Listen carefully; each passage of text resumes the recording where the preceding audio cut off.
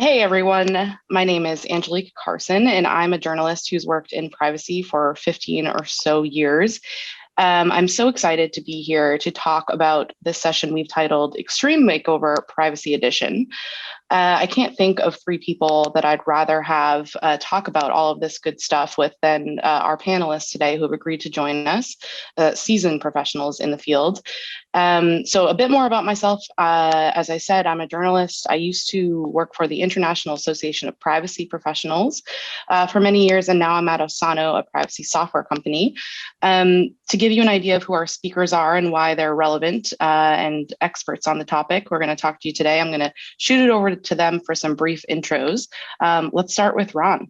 Hey everyone, my name is Ron DeJesus. I am the founder of DeJesus Consulting, a boutique privacy consulting firm. And I'm also currently the head of global privacy at Grindr, the world's largest LGBTQ dating app. Excellent. Ruby, will you tell us a little bit about yourself? Sure, I'm Ruby Zeff. I'm the Chief Privacy Officer at Uber, where I've been for about 18, no, how long have I been there? I don't know, since 2018, COVID time. I can't remember anything that happened before about a year ago. And before that, I was a Vice President and Chief Privacy and Security Counsel at Intel Corporation. I'm Susan Hinsey, and I am Managing Partner at Hinsey Law. We represent a number of tech companies, from small startups to behemoth social media companies, and everything in between. And prior to starting a firm, I was also at Microsoft as privacy counsel there and privacy counsel at Dell. And I'm also co-chair of the RSA conference programming privacy track with Angelique, and happy to do that, and happy to follow in Ruby's footsteps in that regard. So happy to be here. Yes, I forgot the most important part. I'm co-chair of the privacy track for RSAC. Okay, so let's dive into the content today. We're going to chat for about 35 or 40 minutes, and we have a lot to get through. So just to give you an idea of what you're going to get out of today, whether you work in security and you want to learn about privacy, or you're new to privacy, or you've been in the field for a few years and need to make some changes to keep pace with legislative and technology improvements, if you will. What we aim to do in this session is to deliver some tips you can use at your job. Because what we know is that whether you're starting a program from scratch or revamping your program to comply with emerging laws, privacy compliance is a constant pivot.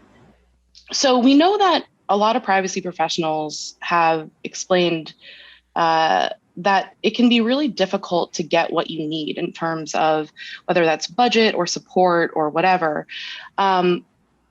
Let's start with Ruby on this question. Can we talk about when you're either building or growing or pivoting your privacy program, how important is it to establish a tone from the top? Yeah, it's really important, really, for any kind of, I would call it a compliancy role, if you will. It can really grease the wheels for you when you get a positive tone from the top. Without it, it can undermine your credibility, your ability to influence, your ability to get resources. And you also don't want to be viewed as the proverbial roadblock, especially if, like me, you're an attorney. But then the question is, let's say you do get tone from the top. I mean, then what do you do with it? And I think what you have to do is multiply the tone from the top by really working well across the organization. I mean, people like us have very horizontal jobs, and we have a lot of different stakeholders that we have to work with. So I like to do that, even though I'm in a compliancy type of role, with the carrot as well as the stick. And I hear a lot of the stick, do this or the law does that. But I try to use analogies and stories that help people understand how privacy can be built into things in a way that makes a better product, that makes it more attractive. I've had presentations with product developers where I don't even mention the word compliance or the law once. So know your audience, observe what matters to them, try to come up with stories and analogies that work. Benchmark, because they always ask, well, what are other people doing? Use real cases. And then while you're teaching, you're also learning about them as well. And so it's a two-way street.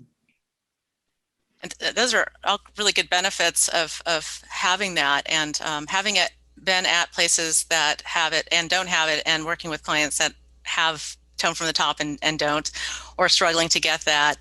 Sometimes you don't have much of a choice for a while. And in the meantime, you want to try and communicate as many times as you can to the top and help educate them about privacy. You ideally want to do that in a way that doesn't involve a catastrophe happening first. Unfortunately, that sometimes has to happen. And so I always tell my clients when those things happen, well, silver linings, now you'll get some budget. And they're like, oh yeah, that is a good thing. And so when catastrophe hits, take advantage of that and, get in front of the C-suite and get in front of the board, tell the story, explain like what resources you could have had to prevent this in the first place, and that can help the resources come and flow. But otherwise, having that tone from the top and educating your C-suite so that they understand these issues, so that they're communicating it down to their management and team members and everyone down the row is really just critical. And you may not be able to get there right away, and in the meantime may have to cobble along with whatever you can do. But whatever opportunities you have to elevate that, take advantage of those, push for those, and that will help people understand. Bring them the stories, the scary stories you're seeing about their competitors and the things that they're doing. And I think that's another angle, is whenever you can tie privacy compliance to a competitive advantage or a feature in a product rather than a roadblock to a product, those can all bring goodness to things. And once they recognize that, they can, that gives you a lot more credibility and value, and can help you get the resources you need as well. Yeah, and I'll just quickly add, Angelique, and I do have to say that these perspectives are my own, first of all. But I think you're likely, nobody's going to care if you don't have that executive weight to your messaging and that executive buy-in. And I think it's really key in terms of where that messaging is coming from. So, someone at the director level sending out an enterprise-wide message on your mandate might not come as forcefully as, the CEO really, pushing that message down and making it, an organization-wide priority. So I think, and that's what I've done in the past in terms of, when I first get into these roles, is really get on the executive team's calendar to tell them who I am and what my mandate is and why I'm actually important, or privacy compliance is important, because then you get that executive weight, you get that buy-in from the top, and it's easy to, be able to wield the stick, if you will, if you need to. So I think that's really key. All of you have worked at various companies, but as a follow-up, Ron, I would just ask you, has it been easy to get time on executives' calendars like that? Are you able to get visibility in front of the CEO? I think it depends definitely on the size of the company. The previous to Grindr, I was at Match Group, which was quite a large company, and so getting time on the Tinder CEO's calendar was a challenge, but I got 15 minutes. I had my spiel with him, and the next day he sent out a company-wide email really emphasizing the importance of, and this was pre-GDPR, so we were in the midst of preparing for that onslaught of privacy regulation. So it was really key for me, and difficult, but I think finagling your way into a C-level person's calendar is just the way to go and the way to start. So I think starting with goodness on that is a good way to get the CEOs on board. So rather than giving them the bad messages to convey, anytime there's like a win that has to do with privacy, if people that's when people at the top want to be the ones delivering the message. And so if you can kind of train them to deliver the good messages, then you can also help get them on board with training them to and encouraging them to also deliver sort of the more compliance type messages that you need to deliver as well. It might be a pivot of the business too, right? So I took this role at Intel after many years of doing other types of legal work, because the roadmap relatively quickly, which is not unusual for the company if you followed it for a long time, but relatively quickly pivoted from B2B to B2C. We bought a wearables band company, we bought McAfee, security software company. We were going to develop a set-top box, which was kind of a precursor to all the streaming we enjoy now, but it was supposed to be a way to enable your own streaming of the content that you wanted instead of being locked into cable companies. And so, all of a sudden this stuff falls and it creates a whole different set of concerns and compliance for the company. And so in accepting the role, it kind of came along with the desire to, build a new group and a new specialty and a much more robust support team that would then report out to the C-suite and the board. And that included the cybersecurity team too. We supported both the privacy and the cybersecurity team on all their legal needs. And a little bit later in this session, we'll kind of talk about how the privacy and security teams can work together and sort of leverage each other's work. Ron, maybe you can get us started on this one. Are privacy programs one size fits all? Could I just look at any company's privacy program and say, I'm going to recreate that at my own? Or how do you right size it? Yeah, absolutely not. They're definitely not one size fits all. And you can definitely leverage the learnings. I think all three of us have been in this business long enough to have in our back pocket, a set of privacy compliance, programmatic elements that we know need to be, integrated into a company. I like to start with, the good old AICPA, generally accepted privacy principles, as a starting point. But we also have more mature resources now, such as 2020's NIST privacy framework, which takes this concept of like maturity and right sizing it for your company. So I have in my back pocket a sense of what I need to do, but I'm definitely looking at jurisdictional, geographic footprint, exactly what the company's collecting, resources, like am I a team of 1 versus a team of 10. So there's all these different criteria that are going to feed into, making your program fit for purpose. And also, in terms of understanding and addressing the risk appetite, of the executive team, that's all very different. Smaller versus bigger companies that are, again, B2B and not much lower privacy risks than a direct, B2C organization that might be collecting, sensitive personal information, for example. So yeah, long story short, no. And it depends on, all these factors that I'm sure Ruby and Susan can opine on even more. So, Yeah, go ahead, Ruby. Go ahead, Susan. I was going to say that, the one size fits all doesn't work. And, sometimes you'll see products and services out there that people are hawking that, like, oh, if you just, use this tool, you're going to be compliant with GDPR. Like, no, it doesn't really work that way. Even at some of the law firms I've worked at, partners who don't know anything about privacy will say, well, this client needs a privacy policy. That's all they need. Like, no, that's not it.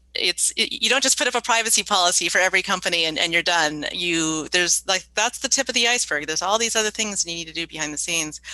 But then having worked with, most of my initial privacy experiences working at large companies where you had some resources, it was sort of early days, back at Dell, it was still early days in privacy and they didn't really get what that was. And we were luring people into trainings with pizza. So, we didn't have the budget. We would convince, product teams to put up a poster that had to, for awareness that had to do with privacy and beg and control. I worked with Jill Phillips, who was one of the very early privacy professionals, and she would sing songs that she had written about privacy as her means to train people. Not a skill that I have. If you have that skill, that's great. But her Can Spam song was just fantastic, I just have to say. So there's a variety of different things you can do to sort of right size that for your organization. But what I tell my clients, get all the basics in place. If you're starting off and you're still small, don't worry about making it, some deluxe perfect thing. Sometimes, particularly lawyers, will get hung up on having every single thing be perfect, and just get it done, get it in place, even if it's dirty. And remember, it's a journey, not a destination. Like what you start with will build on over time, and you can keep making it better and better. And but in the if you're a small company, you don't need a Cadillac to get where you're going. You just need a golf cart. And so right sizing things is important as far as that goes.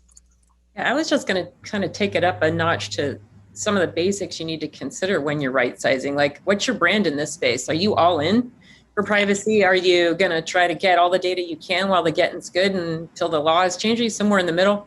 Do the laws even apply? If you're really small, a certain number of laws don't actually even apply to you, or certain components of the laws. What does reasonable risk-based approach look like? Ron alluded to your risk tolerance as well. Have you benchmarked? And I get this question no matter what size of company. What is everybody else doing? Have you benchmarked as to what your competitors are doing? You want to look like the outlier or be low-hanging fruit for a regulator. So you look at these higher risk elements. You look at the importance to the business. And then you look at the external visibility too, right? Like, is it going to be something somebody's going to notice and complain about? That's a practical issue, but it's very important compared to something that's not really going to bother anybody, even if it's kind of on, the cusp of the line or pushing the envelope. How obvious are these things? Do you have resources to defend them if people notice them? And then, who are your most important stakeholders? Like customers? Is it shareholders? Is it investors, regulators? Which one rules if there's disagreement in these stakeholders' opinions of what the right thing to do is? So those are some more sort of practical questions you could ask yourself. Those are great points, Ruby.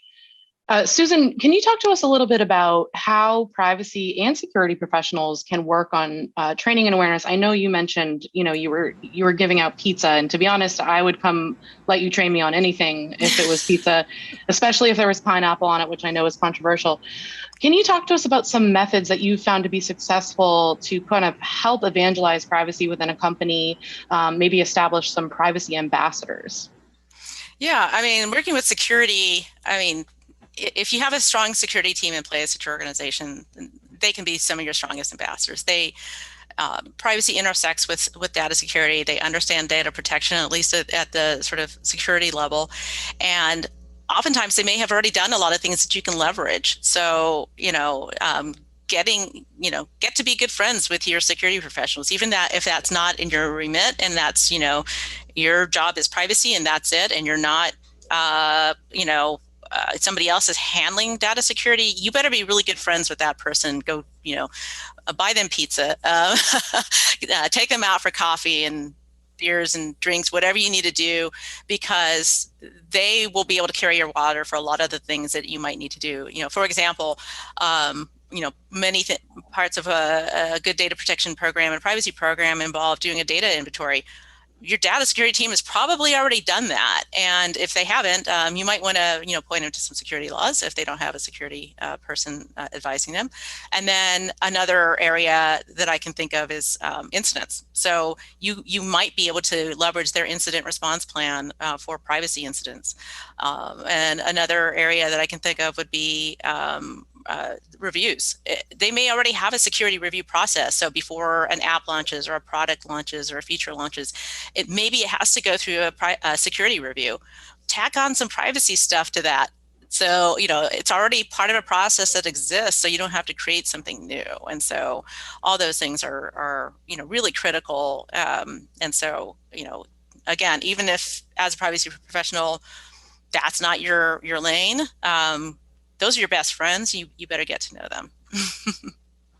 Yeah, and I would say also that security teams are almost always bigger than privacy. I think that's a given. They're not necessarily more mature, but they definitely have more resources. And I think, to Susan's point, leveraging their resources and capacity as much as possible. And, especially with training, as you mentioned, there's a sense of training fatigue where you might have, a separate security, course versus privacy. So why not piggyback as much as you can? I think that's really helpful because, outside of compliance, us as compliance professionals, we understand clear differences between security and privacy, but your stakeholders and employees at large might just see one thing, and it's important that they know the differences, but attacking them with a multitude of different trainings at different times doesn't really help. And I would also say, in terms of ambassadorship and getting folks to be privacy liaisons, even formalizing that role. So calling someone a privacy ambassador or saying that you've been, bestowed with this privacy liaison role really helps. I think people are more apt to, or, more open to increased responsibilities when there's a formalization of that in their role or their title. So I like to use that to, like privacy champion, for example. It really helps them take ownership of that role and those responsibilities as well. So. Yeah, we have a privacy champions program, and we have a really big one. Actually, it's even post-pandemic, I think up to almost 300 people, but they're all over the business. They get dedicated trainings. They get actual tasks to do. If they perform at a certain level, like they push a certain amount of things into the privacy impact assessment process, for example, their incentives, they can earn a really cool bomber jacket. We have contests. We pay for their certification. And if they have an interest, it's very popular in IAPP certification.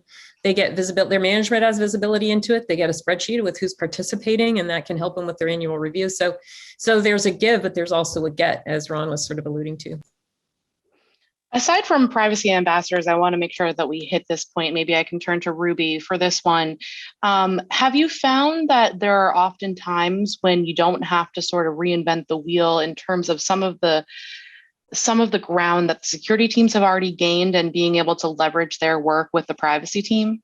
Yeah, absolutely. In fact, so I was in Intel Corporation before Uber, and you can imagine a chip maker has a really robust security development lifecycle that was already in place. And so when these movements started really coming afoot, and just with time and privacy becoming more important, we were very able to put the privacy touch points in the design process in the existing security development lifecycle process, so that the engineers would not have to go through a completely different process to do those things.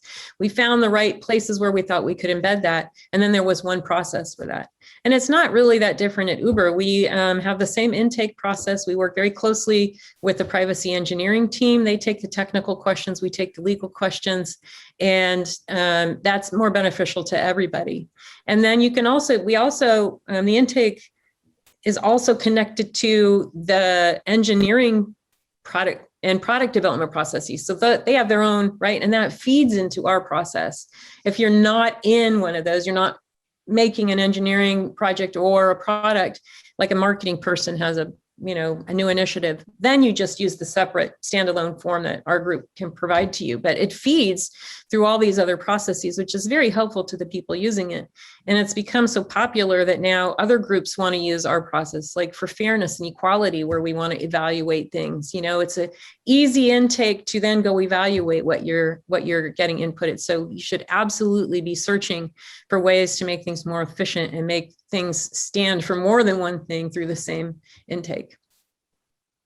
Yeah, Angelique, and this is actually Ruby's last comment was a good segue into my perspective of expanding that even further. So not even just looking to leverage the security functions current processes, but so for example, in tech, obviously if you're working with engineers and product, they're probably going to be using, an Atlassian tool like Jira and Confluence. So I think it's important to not only utilize those existing tools because your current stakeholders are going to be using them too, but then also, it'll save money in terms of why do you need that, specific third-party privacy program management vendor if, it's just another hurdle in terms of a process that somebody has to learn.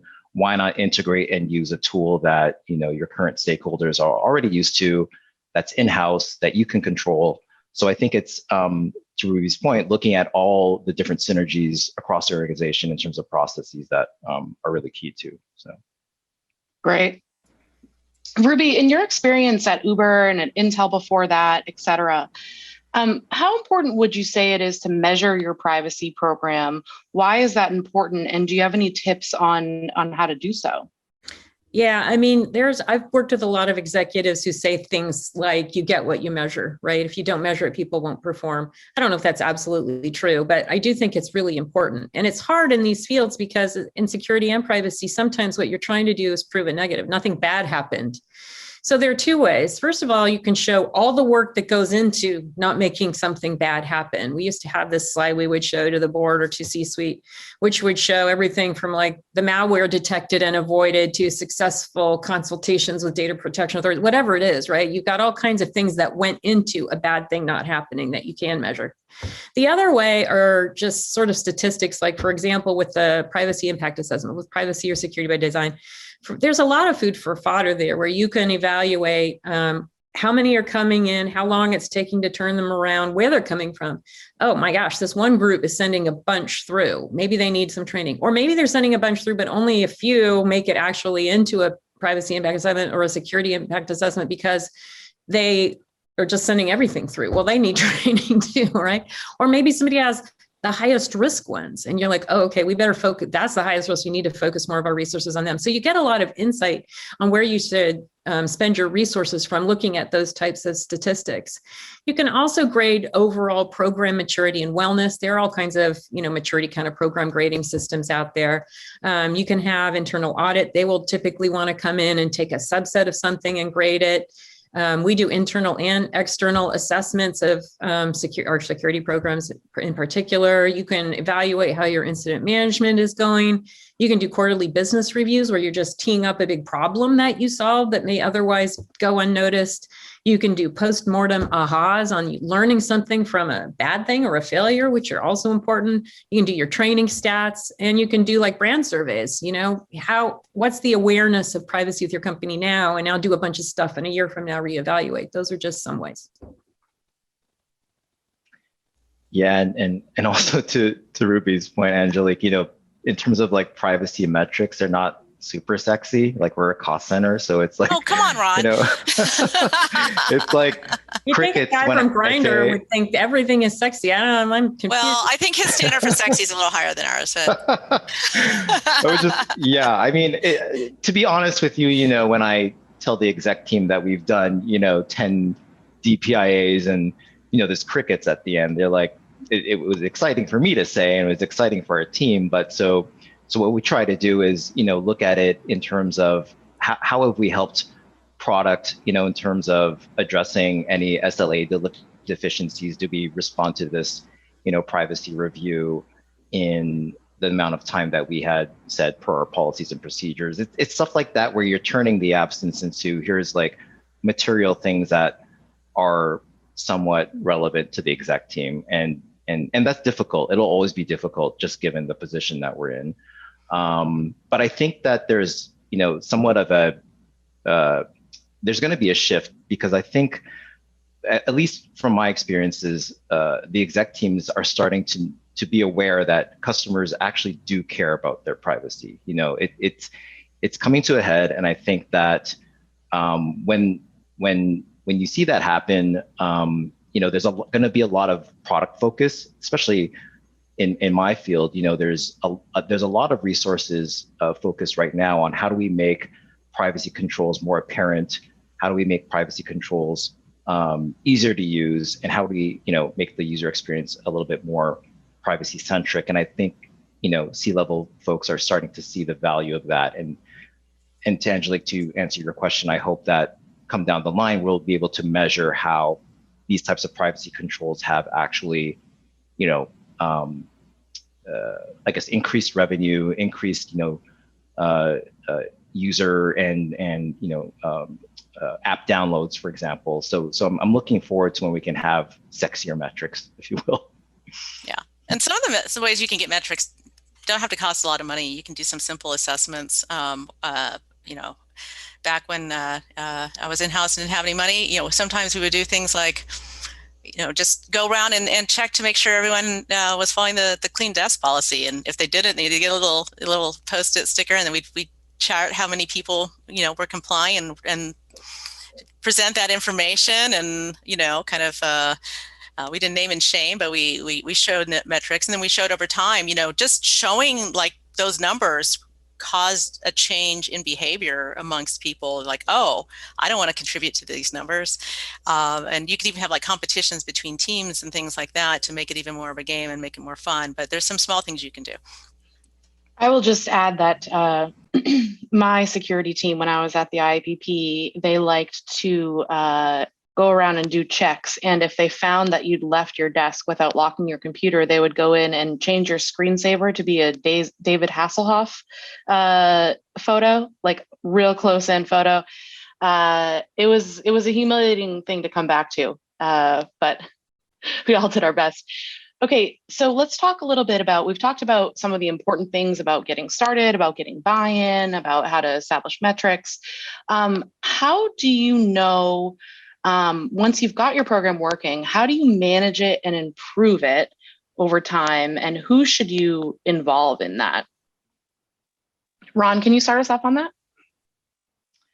Yeah, I think it's definitely important, I think, to communicate to folks outside of privacy that privacy compliance is evergreen. Like, and what I mean by that is, when GDPR came and went, there was a big sigh of relief, but things were coming down the pipe, right? So CCPA was on the horizon and other emerging laws, and this will never end, right? So I think it's really important to demonstrate that privacy compliance is always going to be, a perpetual part of an organization's overall, compliance program. So that's key. And then in terms of upkeep, I think there's a ton of resources out there, especially, you had mentioned, Angelique, where you come from, the IAPP puts out a lot of great content, and I get my daily dose from your daily dashboards. I talk a lot with my peers in the industry. We're quite a small community of folks, so it's good to have varying perspectives from the folks that are in your same industry. And then just I personally just like to self-educate and self-research on things that are coming down the pipe, and I'll engage outside counsel if I have to, like Susan, who's excellent at letting me know if there's something that I should be aware of that's some sort of vague control or law that's coming down the pipe. But thanks, Ron. I owe you that 20. Yeah. Wink, wink. But yeah, Angelique, I guess personally for me, it's all about engaging with the community and the resources that are available to our community. So. Yeah, I mean, just talk to your peers, find your peers, do some networking. The privacy community is very, very open, and it's generous with information. At least it has been traditionally. We'd like to keep it that way. And you can find a lot of folks who, if you just start a dialogue with them, they're more than happy to share, hey, here's our best practices. And somebody may even give you a template, here and there, and you never know. And so, it's good to have friends in the privacy community and maintain those friendships, and they will go a long way, because a lot of the things that you learn about, it's easy to read the law. Anyone can read the law, but it really comes from experience.